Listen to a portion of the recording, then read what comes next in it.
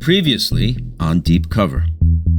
In 1986, Bob Cooley began working with the FBI as an undercover operative. And he started going after smaller targets, like bookies, and some big ones too, including a state senator. But he still had more work to do. Bob's ultimate target was Pat Marcy. He ran the First Ward, a powerful political district controlled by the mob. He was a nasty, vicious human being. You could tell it. If you met the man, you would know that he's pure evil, but unbelievably powerful in every sense. Bob knew that if he really wanted to accomplish his mission, he had to nail Marcy. Marcy was the big fish. Bob Cooley wasn't the only one trying to expose Pat Marcy in the First Ward. There was a TV journalist trying to do the exact same thing. Her name was Carol Marin. She would go on to become a big-time correspondent for 60 Minutes. But back in the 80s, she was a local reporter for Channel 5. And Carol has this one very vivid memory from back then of going out to lunch by herself. I remember one day being in Counselor's Row, which was the restaurant across from City Hall, where the First Ward had a table where the First Ward guys and those who were invited would sit and have lunch. Just so you can picture the place, imagine black leather booths, wood paneling, blood red carpet, lots of old black and white photos up on the wall. This is a place where deals are cut, not all of them kosher. Even the menu hinted at this, advertising a gigantic burger called the Lawbreaker.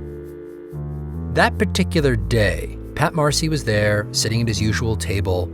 With him was John DiArco Sr., one of his most trusted confidants, father of John Jr., the poet and state senator. Anyway, Carol just goes about her business, takes a seat, looks at the menu. Ordered a bowl of soup. The waitress came back and said, "Mr. Marcy and Mr. DiArco picked up your check." And I said, "I don't want them to pick up my check." And she looked at me like, "Are you kidding me?" And so, I wasn't going to trick bag her, but I went back to NBC, ordered a big fruit basket, and sent it to the First Ward to cover the cost of my bowl of soup. It wasn't a coincidence that Carol just popped into Counselor's Row that day. I was always drawn to sort of secret societies, the idea of penetrating something that people don't want you to see, that you want to know more about, has always been of interest to me. And in Chicago, there was perhaps no secret society more steeped in mystery and power than the First Ward. Technically, the First Ward was just one of the city's 50 legislative districts. Even so, back in the 1980s, the First Ward was among the most important because it included downtown Chicago, Chinatown, and Greektown. But in truth, it was much more than this. The First Ward was the mob's ward. It always was. Everyone knew it. We had long discussions in the newsroom, the reporters and myself, about how do we get into that? How do we prove it? How do we show it? And it was always a challenge. Part of the challenge was the fact that Pat Marcy flew beneath the radar. Why? Because he was elusive. He was not in the public view on purpose. The way organized crime truly works is you don't know who they are. The Pat Marcys are the people that operate behind the scenes with the real power. But Carol, she was patient. She worked her sources, talked to them on payphones, just listened, and slowly built trust. And then one day, years after cultivating sources, the phone rings, and a voice says, "Go to Counselor's Row now." Little did Carol Marin know, she was about to cross paths with Bob Cooley and the FBI. Not just that, she would soon find the evidence that she needed. She was about to break a major story on the First Ward. And this would put Bob in a very precarious situation where he might be outed, or worse.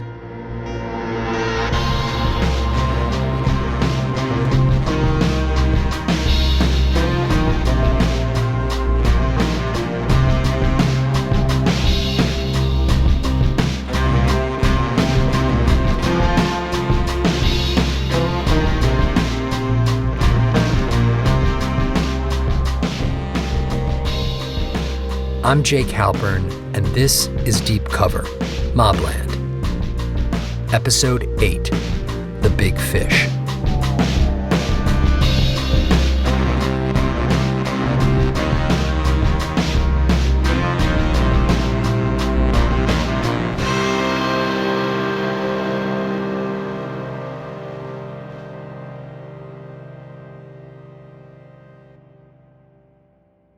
By this point, Bob had been working undercover for over 2 years. The FBI referred to the whole effort as Operation Gambat, short for Operation Gambling Attorney, an apt name. Of course, Bob himself was a gambler. He also represented bookies who ran the mob's gambling operations. And in a way, this whole operation itself was one big gamble. Now it was time to go after Pat Marcy. The FBI had been trying to incriminate him for 20 years, and they'd gotten nowhere. Ironically, Bob's big break came from his brother Bill Cooley. Bill was a lawyer like Bob, but an honest one. Bill had a client with a property in the First Ward that needed rezoning, so Bill did what he was supposed to do, went to see the First Ward's alderman, a guy named Fred Rohde.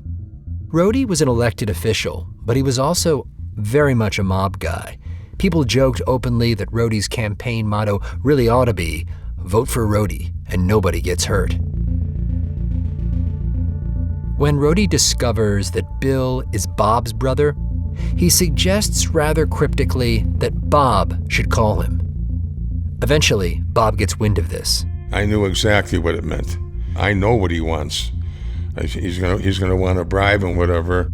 And this is a perfect opportunity for Bob.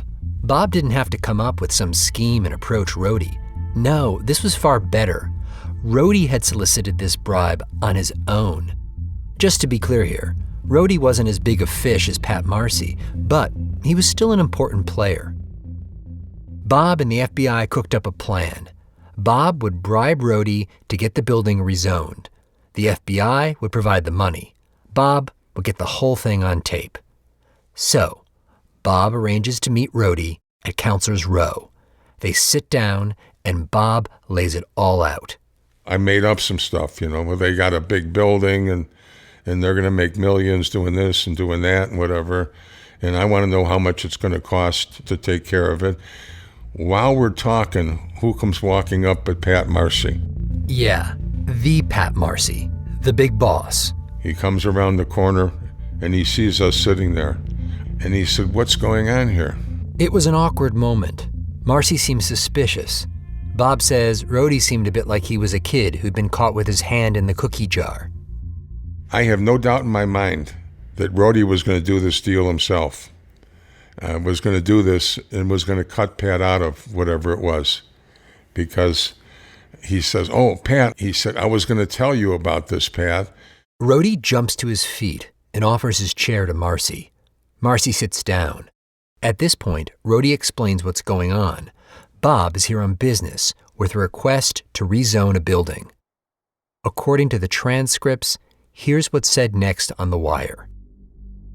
Marcy says, quote, "Tell me who the fucking owners are."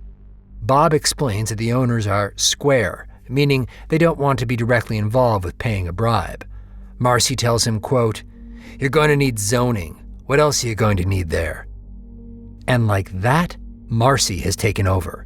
He's now in charge. He tells Bob, quote, "Once we see what it is, then we'll talk about it." In other words, you have to pay if you want to get something done. And, what are the facts and, what's this and what's that? And I'll determine how much it's going to cost and whatever. But Pat cut himself into this deal. To Marcy, it must have seemed like Rohde was taking all the spoils for himself. And a strong man like Marcy could never let that happen. And so Marcy intervenes and walks right into Bob's hands. So Bob presses ahead with his bribery scheme. At his next meeting with Rohde at Counselor's Row, Bob brings a pad and a pen.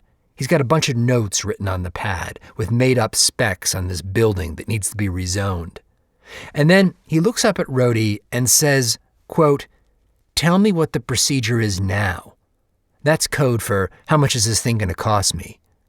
Rhodey then grabs the pen and notepad and writes down the number 75 and underlines it.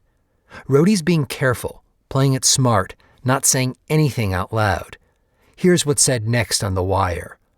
Rhodey, you know what I'm talking about? Bob, yeah, little ones, not big ones. That's also code.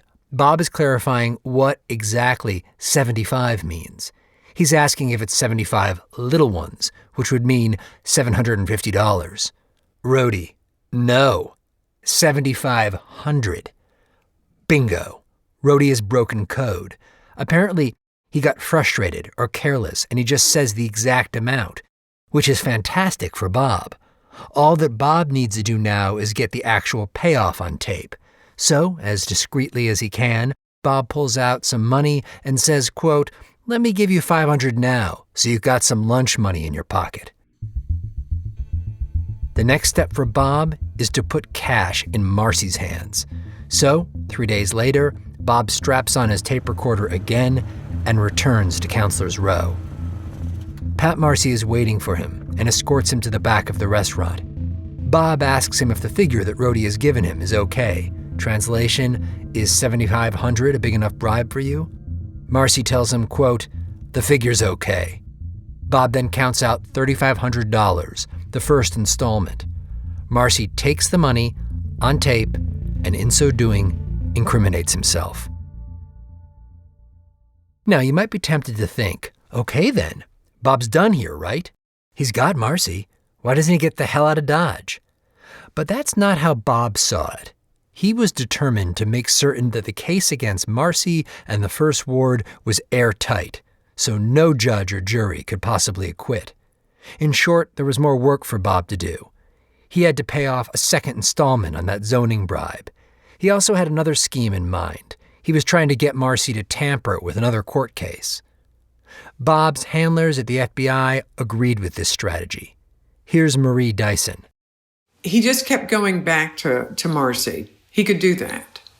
And then if it didn't feel right that day, he'd stay away from Marcy for a while. How dangerous was Marcy? Very. Deadly. And the scary part was, there were so many ways he could blow his cover. Stupid little things could go wrong. In fact, this is exactly what happened a while later when Bob returned to Counselor's Row for another visit with Marcy. That day, they're actually outside the restaurant, chatting on the sidewalk. They're getting ready to go inside. Marcy gestures for Bob to go first. And then he places his hand on Bob's lower back on the exact spot where Bob's tape recorder is tucked away.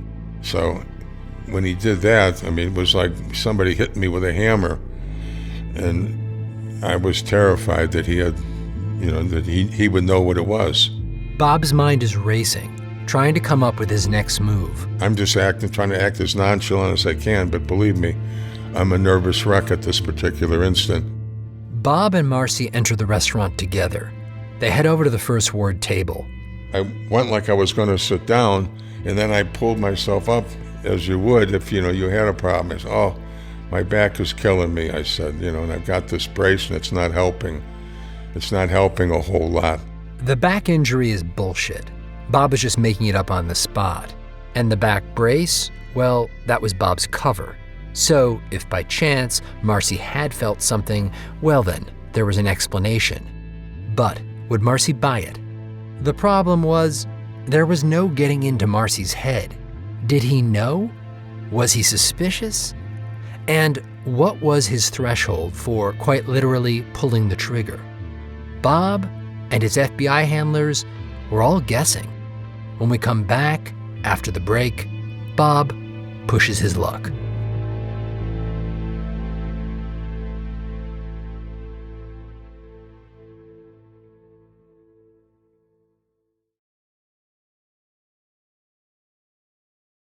It had been a close call with Marcy, and Bob still didn't know if he was safe.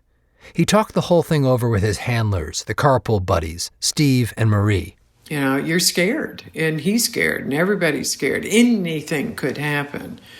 We were going to do everything in our power not to make a mistake, because this guy could get killed, just like that. Given all of this, it was inevitable that Bob started to go down some dark rabbit holes, thinking about the worst-case scenarios of how it might end for him. The only thing I really feared, I didn't fear dying. I feared being tortured. I did not think I would like that. Bob had once been friends with a gangster named William Butch Petrocelli, who'd fallen out of favor with the mob. Bob believes he was one of the last people to see Butch alive. Bob says they had lunch together one day. Butch disappeared a few days later. Months passed without any sign of him. Then Butch's charred body was discovered. He'd been stabbed in the chest, and his body had been burned with a blowtorch. I'd wake up sweating and whatever because I saw myself being tortured.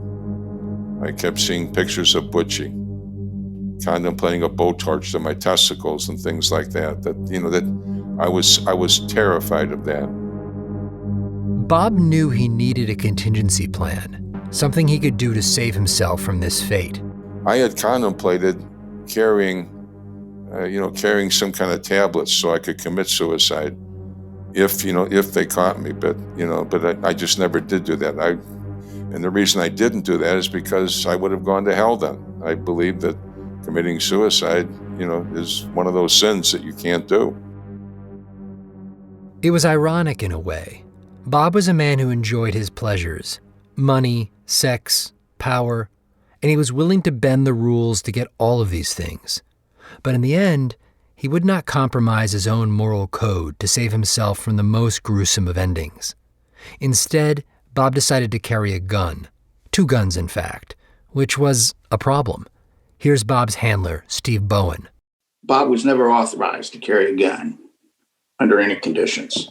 Did I know on occasion that he had a gun on him? Yeah. And did I do anything about it? No. If I was going in to do what we're asking him to go in to do, I'd want a gun on me too. I asked Bob what his plan was. What would be his move if he walked into some back room and a group of mob henchmen were waiting for him? I figured if I walked into that room and there's a group there, just start shooting. When it came to decompressing, Bob didn't have a lot of options. The FBI wouldn't let him gamble. Bob wasn't married, and he didn't have anyone he could totally confide in. He never went to a therapist. But he did have at least one form of catharsis: feeding wildlife. Yep, for a while, Bob lived in an apartment on the outskirts of Chicago. It was on the first floor, and Bob liked to open up the glass doors, sit outside, and feed the animals. Birds would come, but what he really liked were the raccoons. We'd watch them eat and feed, and I'd have a little water gun because I'd have to spray the mother raccoon because she'd beat up on the kids, fighting for the food. But I just enjoyed doing stuff like that. This image has stayed with me. I imagine Bob, after a stressful day of work undercover, coming home, taking off his coat, setting his gun down on the table, then walking through those glass doors, picking up a water gun, and using it to protect the baby raccoons, making sure they got enough to eat. Bob told me he loved all animals, except rats and snakes. Why? Because they're dirty little creatures. They remind me a lot of some people. And snakes, for some reason, I just don't like snakes. Although, he quickly added, these are God's creatures. All they want in life is to, eat and fool around and survive. Sadly for Bob, eventually he decided that the first floor apartment, it wasn't safe. He just felt too exposed there. So he moved to another apartment on the 4th floor of a nearby building. He still tossed food off the balcony, but it wasn't quite the same. In so many ways, life just kept narrowing for Bob. And now, even the baby raccoons were gone. Bob kept going with his undercover work. There was no way of knowing whether Pat Marcy had felt that tape recorder on his back. So, cautiously, he returned to Counselor's Row, wearing a wire and armed with his 2 guns. His goal was to bribe Marcy once again, to get him on tape agreeing to tamper with a court case. This time, as he enters Counselor's Row, Bob is on high alert. So is his handler, Steve Bowen, who is stationed across the street. Inside the restaurant, Bob has a look around. Almost right away, he sees a mobster named Ernest Rocky Infelice. Rocky was a burly guy, a former paratrooper, with a well-earned reputation for brutality. Bob plays it cool. He makes the rounds, mingling with the regular patrons, and then he sees Pat Marcy. Pat Marcy was standing there, and when he saw me, didn't say a word, just motioned for me to follow him. Where to? That's the question. Bob glances about and realizes he can no longer see Rocky. But there's no time to look for him because he's got to stick with Marcy. Marcy heads outside, but instead of just stopping there on the sidewalk, he continues, heading towards a parking garage. Bob's trying to get his bearings, and quickly. I, right away, was nervous, wondering, this is something totally unusual. I didn't know where the hell they were going. That's Bob's handler, Steve Bowen, watching it all play out from across the street. Whether they were going off in a car, they were going to take him in a restroom and whack him, or whether they just wanted to talk to him in there. Steve is in a bind. If he intervenes and rushes in too soon, he could blow Bob's cover or start a gunfight. But if he waits too long, Bob might get killed. Meanwhile, Bob has now walked into the parking garage with Pat Marcy. He still hasn't seen Rocky. At this point, he's just going with it. We walk through the big door where the cars come out, and we walk into a little shitty bathroom. Pat walks in there. I'm following him, and I'm envisioning, now I've got 2 guns on at this time. What I'm thinking as I'm walking behind him, this may be a trap. When he opened that door, I'm ready to pull one of my revolvers out and start shooting in case there's people in there. I'm not going to talk. I'm not going to say a word. I'm going to start shooting. 2 guns at the ready, Bob stands there as Pat Marcy pulls open the door to the bathroom. I can see it's a very small room and there's nobody in there. I can see there isn't. He walks over to the urinal and he takes a leak. Now, he's never said a word to me. Bob just stands there in the bathroom for what seems like forever. He's still on the lookout for Rocky or some other would-be assailant who might rush through the door at any moment. Meanwhile, outside on the street, Steve can't wait any longer. It was just me, and I had to go, so I started to go in there after him, and then I was going in. I was going to try to find him and protect him if I had to. And just then, he sees Bob and Marcy walking back out. Huge sigh of relief. It had all been a false alarm. But to Bob, it didn't seem like a chance occurrence. Not at all. There's almost no doubt in my mind that they're testing. I see. So the test is, if this guy's wearing a wire, there's no way he's going to follow me into a bathroom in a parking lot.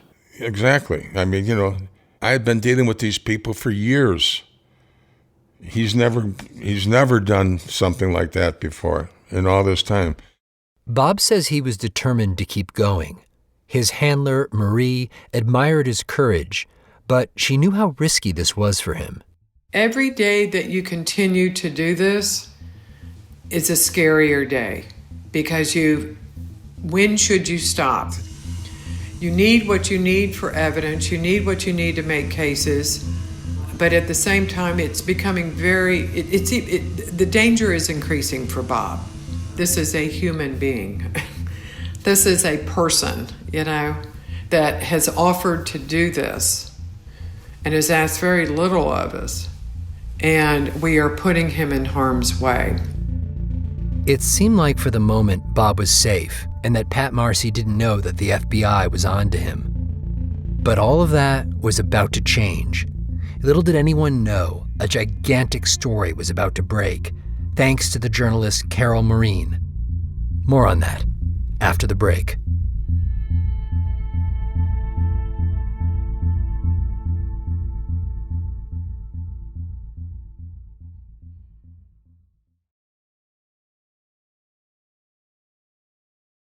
Carol Marine had been looking into the First Ward for years. She's the journalist who visited Counselor's Row, got a free cup of soup, and then sent the First Ward guys a fruit basket. She kept plugging away with her reporting. And then one day, her phone rang, and a voice said, "Go to Counselor's Row now." We speed to Counselor's Row, and what do you know? There is a camera discovered by a busboy inside the bench of a booth that sat across from the First Ward table, connected to coaxial cable up through the rafters, up through the floors, up to the other First Ward office. The feds had bugged the First Ward table. So, Carol races to break her story about the bug. Meanwhile, Bob is actually en route to meet Fred Rohde, the corrupt alderman, to pay him off for his help tampering with a case. Bob's plan is to meet Rohde at, you guessed it, Counselor's Row. At this point, Bob has no idea that a camera has been discovered at the restaurant. In fact, Bob doesn't even know that the FBI has installed such a camera there. No one had bothered to tell him. And now he was walking right into it, completely blind. I get out of the car. I start walking on the sidewalk, to go into Counselor's Row. And I get about halfway from the alley to there. When he sees Fred Rohde, the corrupt alderman. Because he was waiting for me, it turns out. When he saw me, he came out and he motioned me to walk across the street with him. And he started walking across the street. Now, I have no idea what's going on at this time. What the fuck is this? Rohde turns to Bob and breaks the news, tells him about the hidden camera that's been discovered. Bob is floored. And right away, what the hell? A bug where? What bug? Bob is legitimately shocked here. He's not putting on a show. He had no idea about that bug. Rohde leads him across the street to City Hall and takes him up to his office.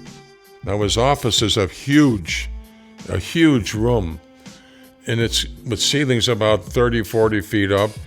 And he's not saying a word now. We're not talking at all as we're walking towards there. We go in and now I'm thinking in my mind, this is some kind of a trap for me. Bob tries to calm himself down. I mean, they're not going to kill him in City Hall, right? He had to keep his composure. When we walk in there, he closes the drapes and hasn't said a word, and then comes over to me and says, "Have you got the money?" Have you got the money? In other words, game on. Rohde still wants to get paid, which means he still trusts Bob, which means, for the time being, Bob is safe. And I was never so happy in my life to hear, some words. I started counting it out, knowing if I'm counting it, you can hear it on tape. When you're counting money, you can hear that, and I'm saying 1, 2, 3, and I give him the money. So, amazingly, Bob executes his plan. He gets the bribe on tape. But all hell breaks loose when Carol Marine breaks her story for Channel 5. For years, it has been rumored that some of Chicago's most interesting political deals have been made at one particular table at a restaurant near City Hall. Tonight, a shocking surprise for the movers and shakers who sit at that table. Federal agents have been watching them through a hidden camera, and Carol has the exclusive details. Ron, the discovery of the camera seems to have blown the lid off part of a major investigation. For more than 2 years, the federal strike force on organized crime has been looking at Chicago's infamous First Ward. Tonight, the story of how part of that investigation has unraveled. On camera, a lawyer representing the restaurant shows Carol around, takes her over to the spot where the camera was concealed. It occupied this area right here, Carol, which is not more than a half a foot. The machine itself appeared to be a James Bond type device. It was a busboy a few days ago who, in cleaning, lifted the seat of this booth and, to his amazement and the amazement of his bosses, discovered a very sophisticated camera setup. A camera that was pointed at this corner table, commonly referred to as the First Ward table. The table where Bob had sat with Pat Marcy many times. Channel 5 News has learned the FBI is not just interested in the conversations of those who sit at the First Ward table, that this probe is an examination of far more than that. The FBI is looking at gambling in Chinatown, which is part of the First Ward. It is probing any violations of the Hobbs Act, which addresses official corruption. And it is investigating attorneys, judges, state employees, and politicians. For Pat Marcy and the First Ward guys, this must have been like an air raid siren going off. First comes the news that their unofficial headquarters, Counselor's Row, has been bugged. And now Carol Marin is telling them straight up that the FBI is investigating their entire corrupt network. So, what do you do when you get news like this? I'd think if you're Pat Marcy, you take a good hard look at your own people. You consider the facts. Facts like this. Bob Cooley just paid Rhodey a bribe. And if you're Pat Marcy, wouldn't you wonder, can we really trust Bob? And if the answer is no, what are you going to do about it? Bob knew his time was almost up, but he wasn't ready to walk away just yet. Bob wanted to track down his old friend, a judge he had bribed long ago, in that murder case that he'd fixed involving the hitman. In many ways, fixing that case had been Bob's original sin, and he felt, even all these years later, that he still had some unfinished business here. Meanwhile, Carol Marin was getting ready to break an even bigger story.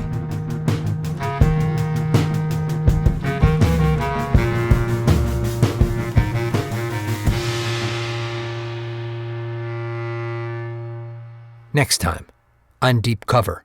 For approximately 5 years, a Chicago lawyer has been a government informant, secretly recording conversations with some of this city's movers and shakers. The identity of this informant will come as a shock to some powerful people.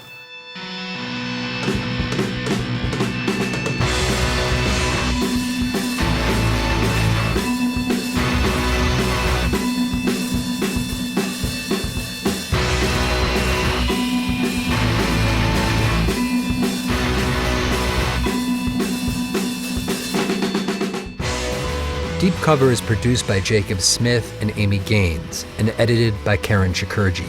Our senior editor is Jen Guerra. Original music and our theme was composed by Luis Guerra, and Fawn Williams is our engineer. Our art this season was drawn by Cheryl Cook and designed by Sean Carney. Mia Lobel is our executive producer.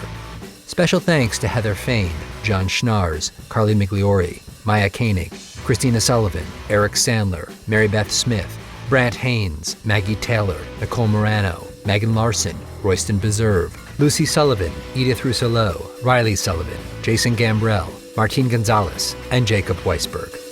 I'm Jake Halpern.